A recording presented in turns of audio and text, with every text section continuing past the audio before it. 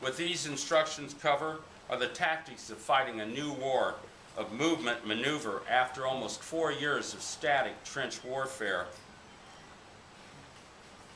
It advises units to spread out, have scouts well in advance of the main party and along its flanks. It strongly suggests irregularity of formations and emphasizes the importance of speed and envelopment. It states the dangers of units being too dense, presenting inviting targets to artillery and machine guns. One characteristic of new troops is that when they come under fire, they always want to cluster together. And that's a natural human reaction. When you're scared, you seek the company of a friend, of a companion, of someone you've been in training with.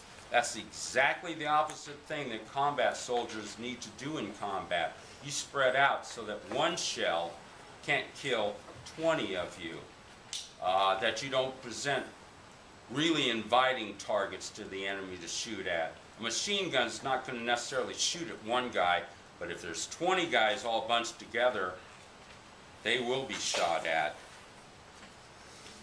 Now, I have to say, this is pretty dry reading, having read it myself a couple of times. The military has never had a reputation for scintillating prose. The historical significance of it lies in the new tactics it mandates. It's dated September 5th, 1918, which was 3 weeks before the American Army unleashed its Meuse-Argonne offensive. This thing clearly shows the tactics and the strategy the American High Command intended to employ in the last major offensive of the war. At this time, it's my pleasure to donate Donald Patterson's Verdun Service Medal and his 82nd Infantry Division patch to the History Department here at Madison. I'm sure they'll have a good home here.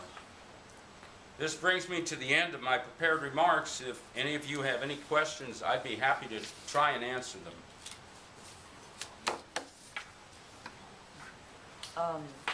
Yes, were you a veteran yourself?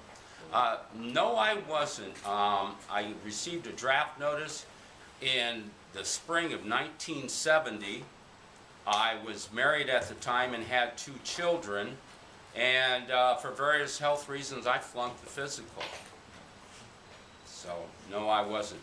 My father was a veteran, an uncle was a veteran, an aunt were veterans in World War II, and grandfather and great uncle were veterans in World War I. I believe the Pattersons that was my grandfather's name, they fought in every American war back to the Mexican-American War.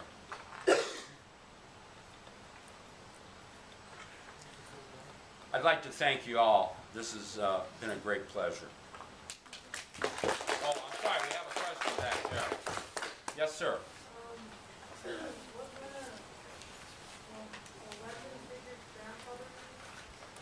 He was in the field artillery. He probably was commanding a battery, which would have been 6 75mm cannons, howitzers. No, they probably weren't howitzers. A howitzer has a higher, these are more like a rifle, a gigantic rifle. But I think it was probably a battery of 75s. Yes? What positions were your family members in During which war? there? Well, apparently my Uncle Don was a private in the American Army. I'm not sure what rank he reached in the French Army. I've sent away to try and get his records through the French government, and at this point have not received any input back. My grandfather was a lieutenant. My aunt in World War II was in the 2nd class of waves, which they were female auxiliary personnel to the United States Navy. Before World War II, women had never been allowed to serve in the United States Navy in any capacity. She was very proud and considered herself a pioneer in the women's movement before that was even called that. My uncle was a private in World War II. served in Italy.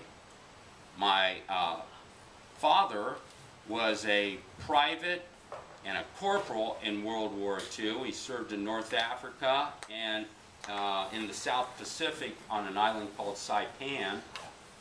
He had an interesting history in that he was a private for so long. He kept being a private first class, and then getting busted back down for disciplinary reasons, back down to private.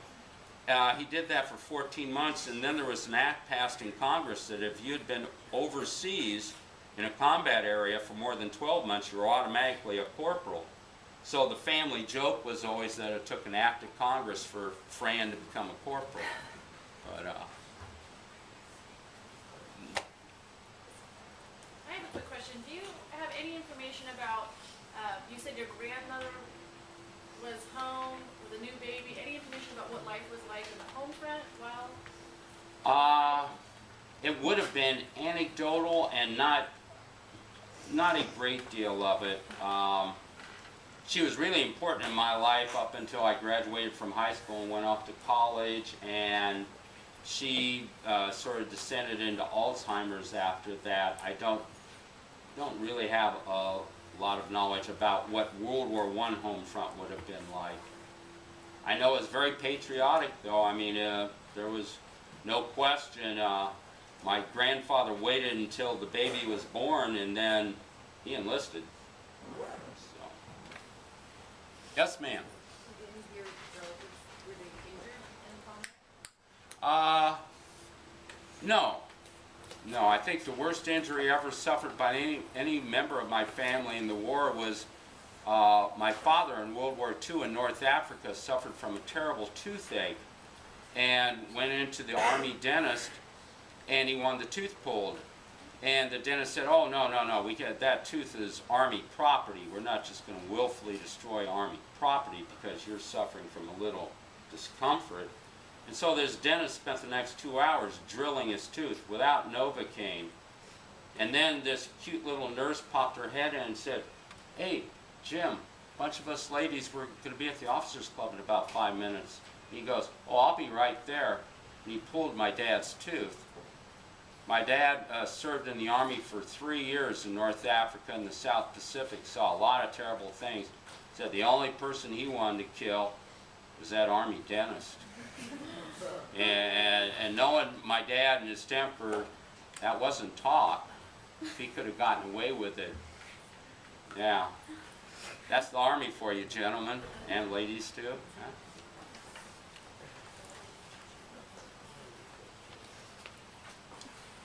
Thank you. I really appreciate this. Great.